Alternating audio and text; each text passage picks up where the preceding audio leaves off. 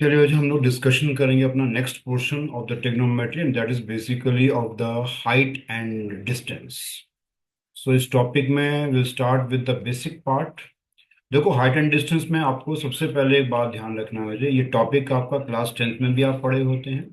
थोड़ा सा चेंजेस आपको लगेंगे क्योंकि 11th और 12th के बेसिस पर आगे प्लेटफॉर्म बनाया जाता है। तो लिटिल बिट इंफॉर्मेशन आपकी जो 11th और 12th की भी यूज होगी।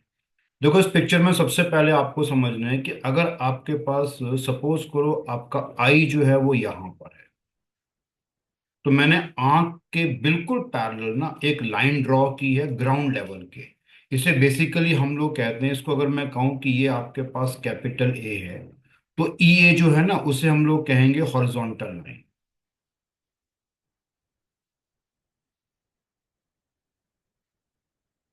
अब जो आपके पास ऑब्जर्वेशन वाला पॉइंट है वो अगर मान लीजिए इस पोजीशन पे है, यहाँ पे मैं मार्क कर रहा हूँ ओ।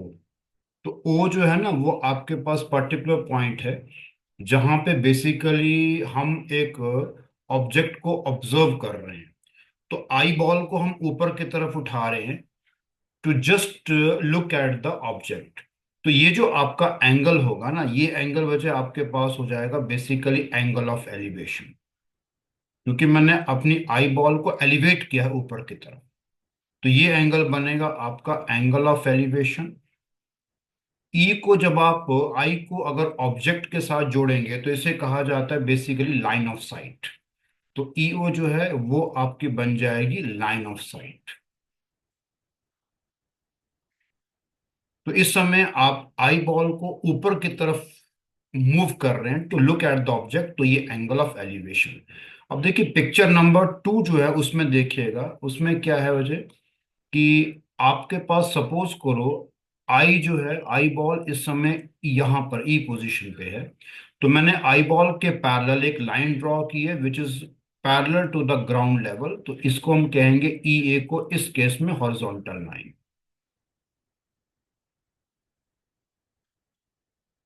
अब देखो ऑब्जेक्ट जो है ना वो इस समय यहाँ पर है, बिलो द आई लेवल है। तो मैं अपनी आई बॉल को नीचे की तरफ मूव करूंगा to look at the object. तो जब मैं ई को ओ से जोड़ूंगा तो ऑटोमेटिकली ये आपके पास जो लाइन होगी ना ई ओ, ये कहलाएगी लाइन ऑफ साइट। और इस समय जो आई बॉल की मूवमेंट नीचे की तरफ हुई है, तो ये जो एंगल आपके पास है this is called as the angle of depression. तो यहाँ पे आपका डिस्कशन में दो चीजें आएंगी, the angle of elevation and then going to be the angle of depression. अब आता है जो इसके बाद का जो प्रोसेस है वो देखिएगा। देखो पिक्चर नंबर 2 में ना हमारे पास ये है कि अगर आपका एक्चुअल फिगर जो है ना वो वन प्लेन में बना हो, तो जब एक प्लेन में आपका फिगर बना हुआ है तो ऑटोमेटिकली फिगर आपके पास जो है वो टू डायमेंशन हो जाएगा। तो इस समय आपको ये ध्यान रखना है कि टू डायमेंशन फिगर के लिए हम क्या करेंगे, हम इस समय दो लाइंस को क्रॉस कर रहे हैं वर्टिकली। तो हम ये कहते हैं कि ये पोजीशन आपके पास नॉर्थ है, ये बन जाएगा बच्चा आपके पास साउथ, ये आ जाएगा ईस्ट, और ये बन जाएगा आपके पास वेस्ट। अब आइए दूसरा पिक्चर में, यहां पर ये नॉर्थ होगा, ये आपका साउथ है, ये आपके पास ईस्ट है, और ये आपके पास वेस्ट है। अब ये ध्यान रखो ये टोटल एंगल जो है ना ये आपका 90 डिग्री है। तो ये एंगल जो है ना, ये जो लाइन मैं यहाँ पे ड्रॉ कर रहा हूँ इस लाइन को समझना, ये अगर ओ है और ये मैं कह रहा हूँ कि इस समय आपके पास बेसिकली पोजीशन पी, तो ओपी जो लाइन है वो टोटल एंगल को इक्वल पार्ट्स में ब्रेक कर रही है। तो हम ये कहते हैं मुझे कि ये एंगल आपके पास 45 डिग्री है और ये एंगल भी आपका 45 डिग्री हो गया। तो इस समय ओपी जो है ना वो आपका रिप्रेजेंट करेगा नॉर्थ ईस्ट पोजिशन, ये नॉर्थ ईस्ट हो जाएगा।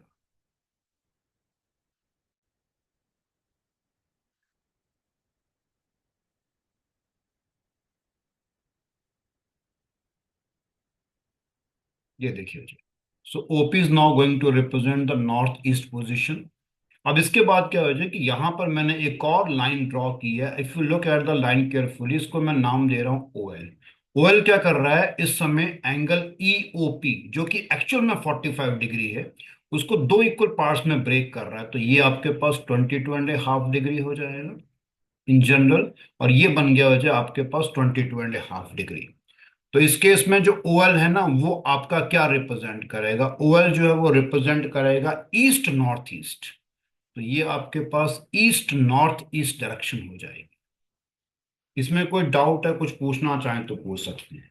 अगर मैं यहाँ पर ना नीचे की तरफ ये मूवमेंट रखूं तो ये एंगल आपका क्लॉकवाइज सेंस में होगा, ये 45 डिग्री होगा। मैं इसे क्लॉकवाइज सेंस में ले रहा हूँ। और इस समय ये जो पॉइंट है ना, इसको अगर मैं कहता हूं कि ये आपका ओ एम है, तो ओ एम आपके पास जो बताएगा वो बताएगा साउथ ईस्ट को। तो ये आपके पास जो है इसकी जरूरत तब पड़ेगी जब मैंने आपको कहा कि टोटल यानी इन जनरल एक्चुअल फिगर जो है ना वो आपके पास लोकेटेड है एक प्लेन में। तो इसका मतलब प्रॉब्लम आपके टू डायमेंशन हो जाती है। अब आइए बच्चे, look at the third next one. देखो इसमें क्या है आपको समझना है। अगर आपकी जो टोटल एक्चुअल फिगर है यानी कंप्लीट पिक्चर जो है, if it is basically in more than one plane, तो मोर देन वन प्लेन का मतलब है कि प्रॉब्लम जो है वो आपके पास अब थ्री डायमेंशन की हो गई है। तो अब आप क्या करेंगे, तो थ्री डायमेंशन फिगर के लिए आपने करना क्या है कि जो आपके पास जो प्रीवियस आपने पेज में यहाँ पे देखा था ना, तो नॉर्थ साउथ ईस्ट वेस्ट को थोड़ा सा टिल्ट करेंगे। तो इसको हम कहते हैं, आप इनकी जो टिल्टिंग करेंगे तो क्रॉस करेंगे इनको ऑब्लिकली। ऑब्लिकली क्रॉस करने का मतलब है कि अब आपके पास जो पिक्चर है उसमें ये ध्यान रखिएगा, ये पोजीशन जो है ये वजह आपका बन जाएगा नॉर्थ। ठीक है जी। ये आपके पास होगा साउथ, ये आपके पास होगा ईस्ट, और ये बन जाएगा वेस्ट। इसको थोड़ा सा मैं टिल्ट करूंगा। ये एंगल जो है ना ये आपके पास होगा 90 डिग्री। अब इसका जो रेलेवेंस है वो मैं आपको बताता हूँ क्या होता है। जैसे अब एक प्रॉब्लम है जिसमें ये कहा गया है कि एक वर्टिकल टावर है और वर्टिकल टावर जो है वो ओपी है। तो ये ओ जो है ना ये टावर का फुट है और पी आपके पास टावर का टॉप है। तो ये ओपी एक वर्टिकल टावर है, ठीक है जी। अब ऐसा कहा गया है कि vertical tower is perpendicular to the plane. तो अब आप अगर पिक्चर देखेंगे तो आप ये समझ पाएंगे वैसे कि इस समय यहाँ पे अगर मैं कहूँ तो ये आपका जो एंगल है ना ये automatically it is coming out to be 90 degree. अब उसके बाद क्या है कि जो आपका ऑब्जर्वर है वो ओ पॉइंट से मूव करता है और वो टुवर्ड्स साउथ जा रहा है। वो टुवर्ड्स साउथ जाता है और यहाँ पर ए पोजीशन पे पहुंच जाता है, ये ए पोजीशन। तो इसमें भी आप देखिएगा कि यहां पर आपको ये समझना है कि ये जो एंगल है पी ओ ए, ये अगेन आपके पास 90 डिग्री हो जाएगा। ठीक है जी। उसके बाद क्या होता है अजय कि जो ऑब्जर्वर है ना जब वो ए पोजीशन पे पहुंच जाता है तो यहां से वो मूव करता है आपके पास इस डायरेक्शन पे। तो जब ऑब्जर्वर आपका इस डायरेक्शन पे मूव करेगा ए पोजीशन से, तो आप क्या करेंगे, आप इस मूवमेंट को कैसे रिप्रेजेंट करेंगे, ए से एक लाइन लेंगे जो कि पैरेलल टू ओ ई होगी, और इस लाइन को मैं नाम दे रहा हूं ए बी। तो इस समय ए बी जो है ना वो एक्चुअल में आपके पास कौन सी मूवमेंट को रिप्रेजेंट कर रहा है, जब आपका ऑब्जर्वर जो है वो ए पॉइंट से टुवर्ड्स ईस्ट मूव कर रहा है। अब इसमें एक और इंटरेस्टिंग फैक्ट आपको बताते हैं, जो ये एंगल बनेगा ना अच्छा आपका एंगल ओ ए बी, ये भी आपके पास 90 डिग्री होगा। तो यहां पर मैं एक बार फिर क्लियर कर दूं, angle O A B is coming out to be equal to 90 degree. तो जब भी आपके पास टावर के प्रॉब्लम होंगे तो हम इस तरह से टावर की प्रॉब्लम को फ्रेम करेंगे। इसमें कुछ पूछना चाहते हैं तो आप पूछ सकते हैं। तो ये जो नो मैंने सर, क्लियर है। आपको बता रखा है ना मुझे, ये पिक्चर आपके पास बहुत इंपॉर्टेंट है जब हम लोग सवालों की बात करेंगे। आपको मैंने कहा था कि आपके पास इस पर्टिकुलर पोर्शन से मैक्सिमम जो क्वेश्चंस आए हैं वो 6 क्वेश्चंस एक बार आए। चलिए अब हम बात करते हैं जो नेक्स्ट फिगर पे। देखिए कुछ इंपॉर्टेंट रिजल्ट्स जो है ना जो आपने याद रखने वो मैं यहाँ बता रहा हूँ। वो एलिमेंट्री रिजल्ट्स हैं तो मैं यहाँ पे कोट कर रहा हूँ, there are some important result. देखो if you look at the figure one, तो गुरमान आप मुझे बताओ अच्छा, अगर मैं ये कहूँ ना कि ये आपके पास कैपिटल ए है, ये आपका कैपिटल बी है, और मान लीजिए ये आपका कैपिटल सी है, तो अगर ये एंगल वजह आपके पास सपोज करो थीटा है, आपको साफ दिख रहा है कि इस समय जो ट्राइंगल मैं ले रहा हूँ वो एक राइट एंगल ट्राइंगल है एट पोजिशन बी। तो वजह इस समय ना आप अगर देखेंगे तो ए सी जो है वो हाइपोटेन्यूज को रिप्रेजेंट कर रहा है, ए बी आपका परपेंडिकुलर रिप्रेजेंट कर रहा है, और BC आपके पास बेस को रिप्रेजेंट कर रहा है। तो किसी भी क्वेश्चन में अगर आपके पास पहली वाली फिगर जो मैं यहाँ पे मार्क कर रहा हूँ अगर ये आ जाती है, तो इस ट्राइंगल ABC में आपको ध्यान रखना एज पर योर नीड। अगर आप साइन थीटा की बात करेंगे तो sine theta is coming out to be perpendicular upon hypotenuse. अगर मैं कॉस ऑफ एंगल थीटा की बात करूंगा that comes out to be base upon hypotenuse. और अगर मैं बात करता हूँ tangent of angle theta, so tangent of angle theta is coming out to be simply perpendicular. Perpendicular upon base. तो ये आपके पास ना एज पर योर रिक्वायरमेंट आपको करना पड़ेगा। जनरली आपका tan थीटा वाला जो फॉर्मेट है वो ज्यादा यूज होता है। अगर वजह आपके पास जो प्रॉब्लम है ना उसमें जो पिक्चर बन रही है वो कुछ इस तरह से बन रही है, जैसे यहाँ पर वर्टेक्स A है, ये वर्टेक्स B है, and this is going to be the vertex C। This is going to be angle A, ये आपका एंगल B है, ये आपका एंगल C है। एंगल ए के सामने वाली साइड को आप स्मॉल ए कहेंगे, एंगल बी के सामने वाली साइड को स्मॉल बी कहेंगे, एंगल सी के सामने वाली साइड को स्मॉल सी कहेंगे। इन जनरल अगर आपका ऐसा पिक्चर बनता है तो आपने करना है क्या, you have to apply the sine rule. तो आप साइन रूल की एप्लीकेशन करिएगा। तो साइन रूल का एप्लीकेशन है कि side divide by sine of the angle opposite to it. Side divide by sine of the angle opposite to it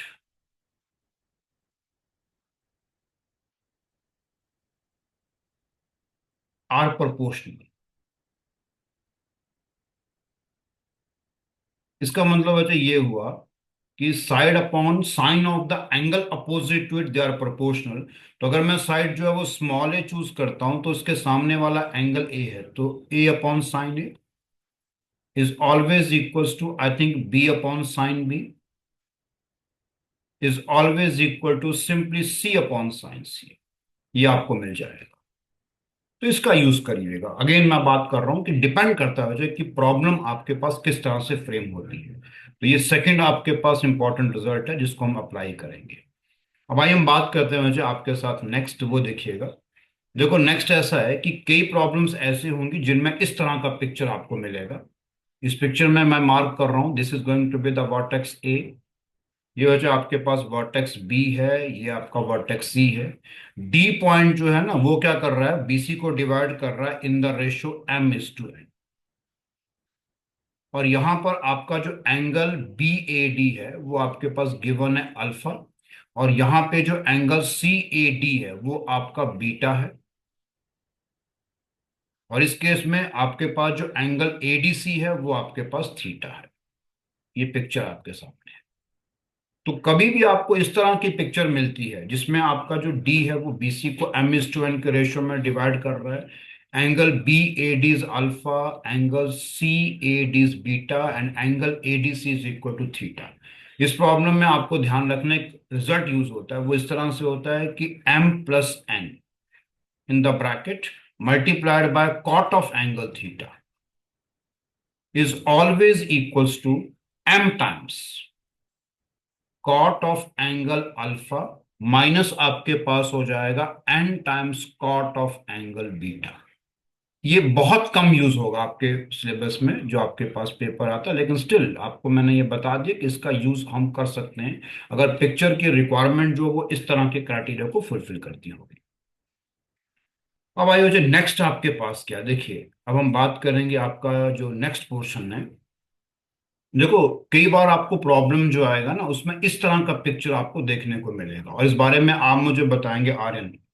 Aryan जो मैंने ये पिक्चर बना रखा है ना इसमें ऐसा वजह है कि ये मैं वर्टेक्स ए मार्क कर रहा हूँ, ये वर्टेक्स आपका बी है, ये वजह आपके पास वर्टेक्स सी है, यहाँ पे आपका ई है, और ये आपके पास डी है। आर्यन आप मुझे बताओ इस पर्टिकुलर पिक्चर में, इसको मैं नाम दे रहा हूँ नंबर 4, ये सम इंपॉर्टेंट रिजल्ट्स के अंडर कैटेगरी में आ रही है। डोंट यू थिंक इस केस में आर्यन जो डी है वो वजह आपके पास parallel to A B. Yes sir. और आई थिंक अगर आप ध्यान दोगे तो यहाँ पे triangle CDE and triangle CAB I think they are going to be similar triangles. Yes sir. तो सिमिलर ट्राइंगल्स है वजह तो ऑटोमेटिकली आपके पास जो साइड्स हैं they are always in proportional. तो मेरा ख्याल से आर्यन यहाँ पे जब इस तरह का कोई पिक्चर आपको मिलेगा तो उसमें आपने करना है क्या वजह, आपको ये देखना है कि साइड्स प्रोपोर्शन होंगी। So I think AB upon DE is always equals to BC upon DC। ये सबसे ज्यादा यूज होगा आपके पास। इसमें कहीं कोई डाउट है तो आप पूछ सकते हैं। तो ये नंबर फोर्थ रिजल्ट है, वो डिपेंड करता है कि आपके पास प्रॉब्लम कैसे आता है। अब आइए वजह हम बात करते हैं कुछ और चीजों की। देखो ये बहुत इंटरेस्टिंग प्रॉब्लम्स आपके पास होते हैं रिगार्डिंग शेडो वाले। ये आपके पास एक सन है, यहां पर मैंने सन बोला है। सन भी हो सकता है, कोई आपके पास लैंप पोस्ट भी हो सकता है, और ये मान लीजिए कोई पर्टिकुलर पर्सन है जिसको मैं AB नाम दे रहा हूं। तो इस समय ना हम बात करेंगे कि basically shadow of AB with respect to the light source, जो कि मैंने यहां पर कहा है कि P पॉइंट पर है। तो वो लाइट सोर्स जैसे मैं कह रहा हूं सन भी हो सकता है, कोई आपके पास एक लैंप भी हो सकता है। तो इस तरह की प्रॉब्लम्स को हम कैसे करते हैं, तो वो मैं आपको एडजॉइनिंग फिगर में बताता हूं। आप सपोज करो जो यहां पर आपका लाइट सोर्स P है, एग्रीड। आप क्या करेंगे, P पॉइंट से ना आप बेसिकली एक प्रोजेक्शन लेंगे, तो इसका मतलब है P पॉइंट से परपेंडिकुलर ड्रॉप करेंगे ग्राउंड लेवल पे।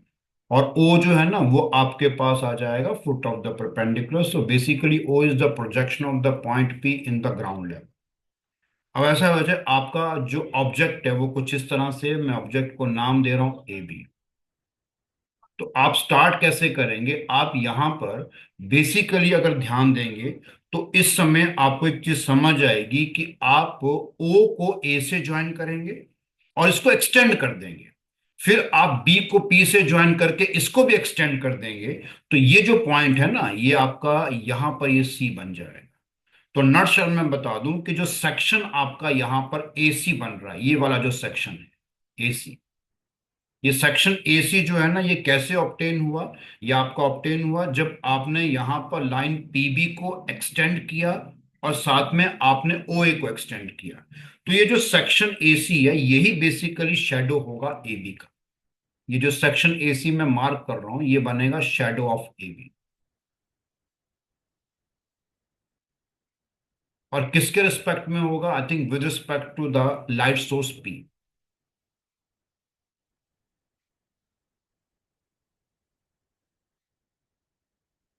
तो गुरमन आप मुझे बताओ, जो ये पिक्चर मैंने बना रखी है वैसे, इसमें मैंने कहा कि AC जो it is basically the shadow of AB with respect to the light source P।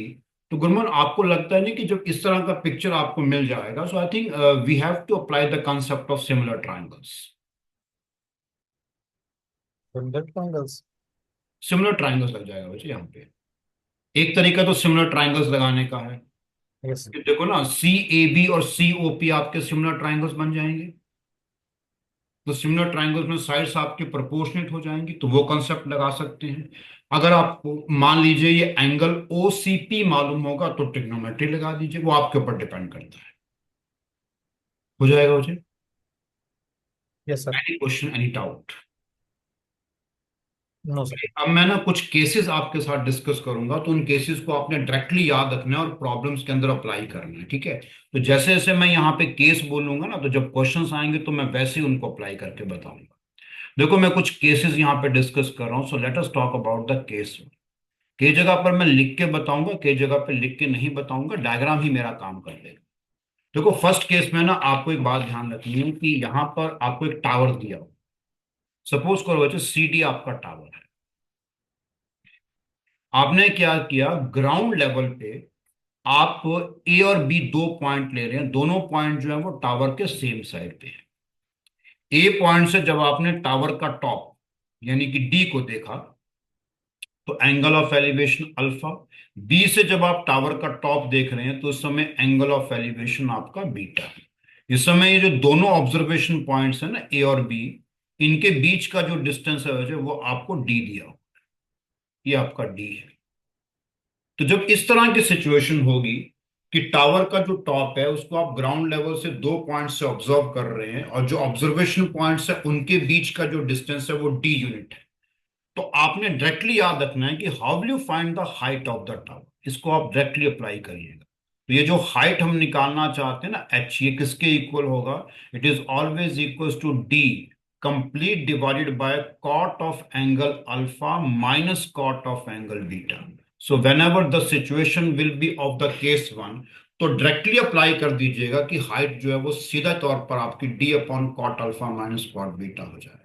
अगर हम इसको चाहें तो एलिमेंट्री लेवल में भी कर सकते हैं वैसे, वो ट्रिग्नोमेट्री यूज करनी पड़ेगी, बट हमें टाइम सेव करना है तो इसको डायरेक्टली आप यूज कर दीजिएगा।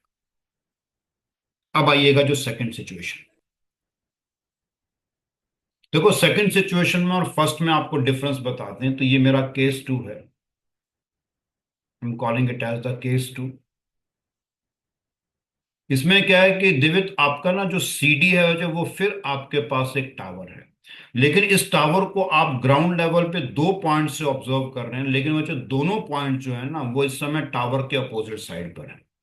ए पॉइंट से जब आप टावर का टॉप ऑब्जर्व कर रहे हैं तो angle of elevation alpha, B point से आप टावर का टॉप, टावर का टॉप का मतलब डी है, उसको ऑब्जर्व कर रहे हैं तो एंगल ऑफ एलिवेशन बीटा।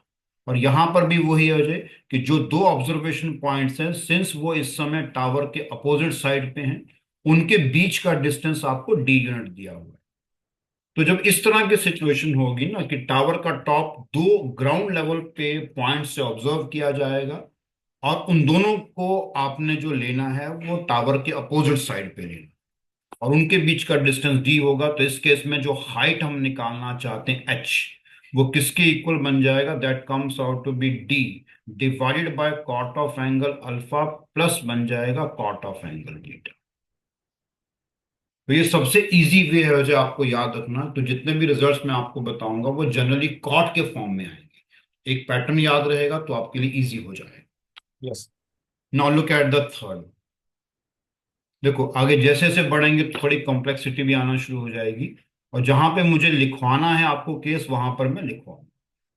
देखो केस नंबर थर्ड जो वो बहुत इंपॉर्टेंट है, वहां पे स्टूडेंट्स क्या गलती करते हैं मैं आपको बता दूं। आप ना यहां पर ये मान के चलिए कि क्यू आर टी एस आपकी बिल्डिंग है, तो मैं यहां पे मार्क कर रहा हूं कि Q R T S is basically a building. और उस बिल्डिंग का जो अपना हाइट है वो आपका डी यूनिट है। आपने क्या किया, बिल्डिंग के ऊपर आपने एक टावर खड़ा किया है, तो टावर बेसिकली पीटी है, तो पीटी इज द टावर।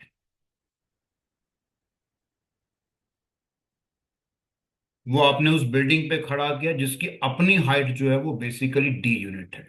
फिर आप क्या करते हैं, बिल्डिंग के टॉप से आप अगर टावर का टॉप यानी कि पी ऑब्जर्व करते हैं तो angle of elevation alpha, building के बॉटम से अगर आप टावर का टॉप ऑब्जर्व करते हैं तो angle of elevation is coming out to be beta. अब इस सिचुएशन में ना आपको समझना है कि दो चीजें पूछी जाती हैं। जैसे एक पूछा जाता है आपके पास पीटी। देखो जब पीटी पूछा जाएगा तो इसका मतलब ये चीज पूछी गई। पीटी क्या होगा, पीटी जब हम बात करेंगे ना तो पीटी बेसिकली आपके पास होगी टावर की हाइट।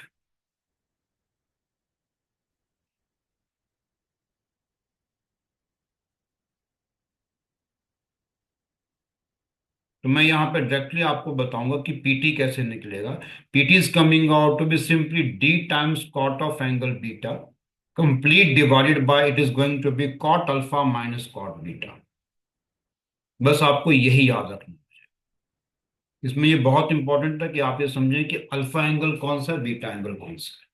तो आपको जो प्रॉब्लम आता है ना जो, तो पीटी जब निकालेंगे तो वो सिर्फ टावर की हाइट होगी। और अगर आपसे कहता है कि मुझे पीआर निकाल के बताओ, तो पीआर का मतलब है कि अब आप निकालना चाहते हैं कि टावर का जो टॉप है उसका ग्राउंड लेवल से कितना डिस्टेंस है। तो ये आपके पास बेसिकली बनेगा distance of the top of the tower, distance of the top of the tower from ground level.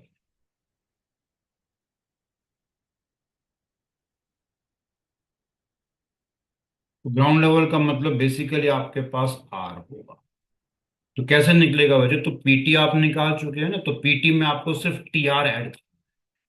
So if you look at the statement carefully, so P R जो होगा वजह it is coming out to be simply equals to PT plus आपका D हो जाएगा। PT देखो हमने निकाल रखा है, तो PT is coming out to be D cot beta divided by आपका हो जाएगा cot of angle alpha minus cot beta जो आप ऊपर निकाले हैं, इसमें आपको सिर्फ जो ऐड करना है वो डी ऐड करना है, और एडिशन के बाद जो रिजल्ट आएगा उसमें कुछ कैंसिलेशन होगा जब आप एलसीएम लोगे।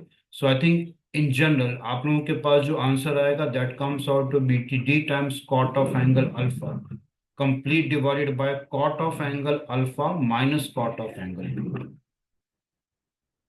इसमें ये बहुत इंपॉर्टेंट है वजह कि जब आप पी आर निकालेंगे, so always remember P R is the distance of the top of the tower from the ground level and PT is basically height of the tower. So whenever the students they are attempting this type of problem, they face difficulty. They do not understand the language of the problem, and without doing into depth of the problem, they just find out PT sometimes and they just find out PR. But look at the problem carefully. If it is PT, then you have to find PT. If it is PR, then you have to find PR.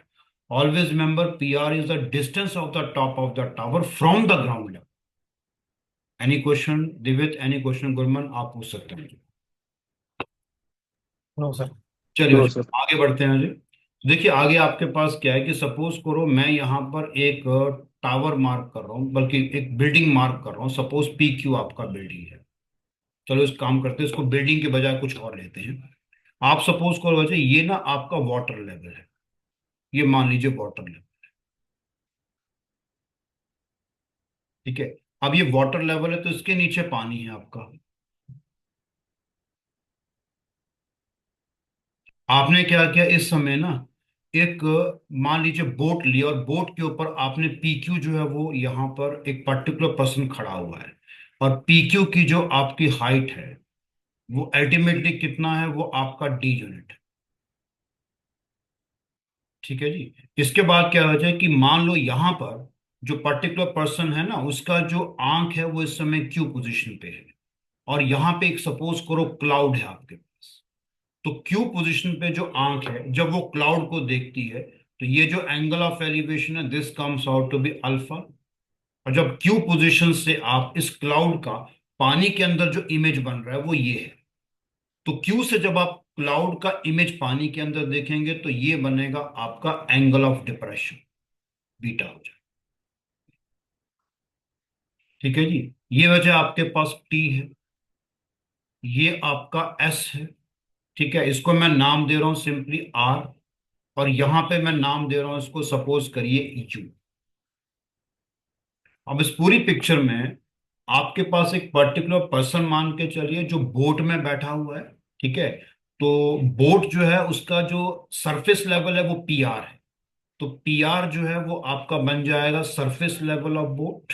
मैं यहाँ पे mark कर रहा हूँ मुझे, surface level of boat हो जाएगा, ठीक है जी।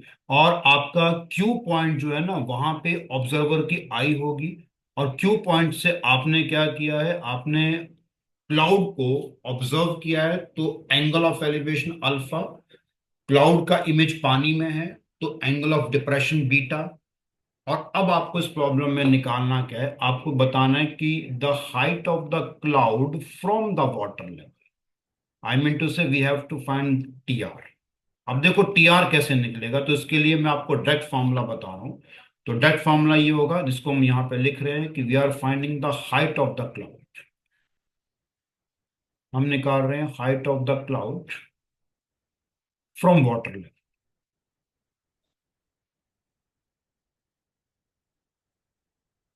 तो height of the cloud from water level जो वजह आपके पास होगा वो किसके इक्वल होगा, that will become D times, in the box ये बन जाएगा cot of angle alpha plus आपके पास होगा cot of angle beta complete divided by it is going to be cot of angle alpha minus आपका cot of angle beta.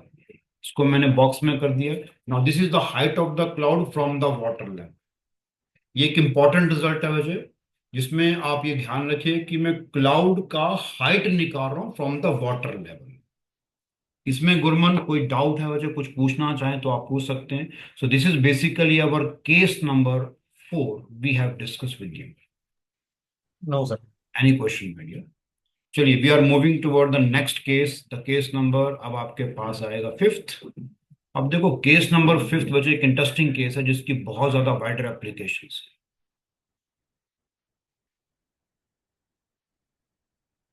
देखो ऐसा हो, जिस पिक्चर को ध्यान दीजिएगा, इसमें क्या है कि ये सपोज करो पोजीशन ए है, ये पोजीशन आपके पास बी है, ये पोजीशन सी है। आप क्या कर रहे हैं इस समय, जो ए सी ए डी जो है ना, अच्छा, ये आपके पास टावर की हाइट है, उसका एक पोर्शन है। इसको मैं नाम दे रहा हूं एक्स।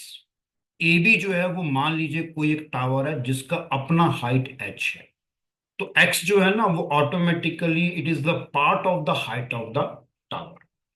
अब ऐसा है कि जो आपके पास यहाँ पर बीडी है ना, मुझे बीडी जो है वो सी पॉइंट पर एंगल सबटेंड कर रहा है बीटा, और एडी जो है वो आपका सी पॉइंट पर एंगल सबटेंड कर रहा है अल्फा। इस पिक्चर को ध्यान से दीजिएगा। एडी जो है it is the portion of the height of the tower and it is subtending an angle alpha at C. Similarly, BD is another portion of the height of the tower and it is subtending an angle beta at point C. अब इस situation में आपको ये बताना है मुझे कि H और X में क्या रिलेशन हो। अगर आप बेसिक ट्रिग्नोमेट्री निकालेंगे तो बहुत इजीली निकल जाता है। तो आपने ये बात ध्यान रखना है कि जब भी इस तरह की सिचुएशन होगी, the total height H is always equals to X times it is cot of angle alpha multiplied by the tangent of angle alpha plus beta. ये आपके पास हो जाएगा। Small H is coming out to be X into cot of angle alpha into tangent of the angle alpha plus beta. इसमें कहीं पर भी कोई डाउट है वजह तो आप पूछ सकते हैं। मैं आपको ये करके बताता हूँ इस सिचुएशन में कि मैंने क्या किया है, देखो, ताकि आपको थोड़ा अवेयरनेस रहे। आर्यन आप थोड़ा मेरा हेल्प करेंगे वजह। आर्यन ये बताओ वजह, इस पिक्चर में ना अगर तुम देखोगे तो एक ट्राइंगल मैं कंसिडर कर रहा हूँ। वो ट्राइंगल आपके पास है, पहले तो मैंने लिया ट्राइंगल ए सी बी। अब मुझे बताओ Aryan, triangle A C B में if I am going to find tangent of the angle, तो एंगल अल्फा प्लस बीटा होगा। I think tangent of the angle alpha plus beta will come out to be H complete divided by A C और not. अरे आप agree करते हैं मेरे? Yes क्योंकि sir. Perpendicular upon base हो जाएगा। अब आर्यन क्या करो, अब आप ट्राइंगल ले लो A C D. Triangle A C D में अब आप फिर निकालिएगा tangent of the angle alpha. क्योंकि अल्फा एंगल होगा तो tan alpha will come out to be X divided by आपका ए सी है। अब देखो इक्वेशन नंबर वन और इक्वेशन नंबर टू में आप अगर देखेंगे तो ए सी आपके पास आ रहा है। तो क्या करिए, इक्वेशन टू से आप निकालो ए सी। तो आई थिंक ए सी का जो वैल्यू होगा this comes out to be X upon आपका बनेगा tan alpha. And I think X upon tan alpha वो ए सी का वैल्यू। एग्रीड? अब ऐसा कहिए बच्चे, ए सी आपने निकाल लिया, तो ए सी जो है वो एक्स अपॉन टेन अल्फा को आप ऐसा भी कह सकते हैं, it will be simply X into cot of angle alpha. अब यही ए सी जो है ना वो इक्वेशन नंबर वन में पुट कर दो ए सी की जगह। तो मुझे लगता है इक्वेशन वन से क्या हो, tangent of angle alpha plus beta will come out to become equal to H upon, ये हो जाएगा जी आपका A C which is X cot alpha. तो यहां से जब मैं एच निकालूंगा, एच किसके इक्वल होगा, X into cot of angle alpha into tangent of the angle alpha plus beta. I hope you understand मैंने क्या किया। अभी देखो मैंने ये पूरा आपको निकाल के बता दिया, तो पेपर में ना ये सब निकालने का काम मत करिए, क्योंकि ये तो आपके पास डायरेक्ट जो है वो आप कर सकते हैं। तो इसको बस आपने अप्लाई करना, सिचुएशन को समझना है, और सिचुएशन के अकॉर्डिंगली जो रिजल्ट है वो याद रखिए कि ये केस फाइव का क्या रिजल्ट हो सकता है। सारी कंडीशन जो आपकी यहाँ एंगल की है एक्स एच आपको मालूम होना चाहिए। Any question my dear, any doubt? अब नो आइए सर। बात करते हैं बच्चे केस नंबर सिक्स के ऊपर। ठीक है, सो if you look at the case number six, तो देखिए केस नंबर सिक्स आपके पास क्या होगा। देखो केस नंबर सिक्स में ना आपकी सिचुएशन ऐसा है कि मैं एक पिक्चर यहाँ पे आपको मार्क कर रहा हूँ, ये सामने वजह आपके सामने। तो यहाँ पर ना सी डी एक टावर है जिसका हाइट जो है वो आपका कैपिटल एच है, और मैंने यहाँ पर ए बी एक और टावर लिया है जिसका हाइट जो है वो आपका स्मॉल एच है। जब आप ए पॉइंट से सीडी टावर का टॉप देखते हैं तो ये एंगल ऑफ एलिवेशन आपका अल्फा, जब आप सी पॉइंट से ए बी का टॉप देखते हैं तो ये एंगल ऑफ एलिवेशन आपके पास हो गया बीटा। तो जब इस तरह की सिचुएशन होगी कि दो डिफरेंट टावर्स हैं हाइट में, और आप एक टावर के फुट से दूसरे टावर का टॉप देखते हैं और पिक्चर आपकी ऐसी बनती है, तो इस केस में कहा जाता है कि कैपिटल एच और स्मॉल एच में क्या रिलेशन है। सिंपल आप ट्रिग्नोमेट्री यूज करेंगे वैसे तो यहां पर जो कैपिटल एच होगा, it is always equal to, ये ध्यान रखिएगा, it is equal to small H into cot of angle beta divided by आपके पास हो जाएगा cot of angle alpha. It's a very important relation, ये ध्यान रखिए। एनी क्वेश्चन गुरमन, आर्यन, दिवित, आप पूछ सकते हैं मुझे at any stage. No sir. चलिए जी, ये जो मैंने आपको बताया ये मैं आज यहाँ पर इसको आज फिनिश करूंगा because of some urgent work. इसको मैं अभी यहीं पर फिनिश कर रहा हूँ, बाकी हम नेक्स्ट क्लास में कल इसको डिस्कस करेंगे। And this is all we have for today lecture. Thank you very much. Thank you sir.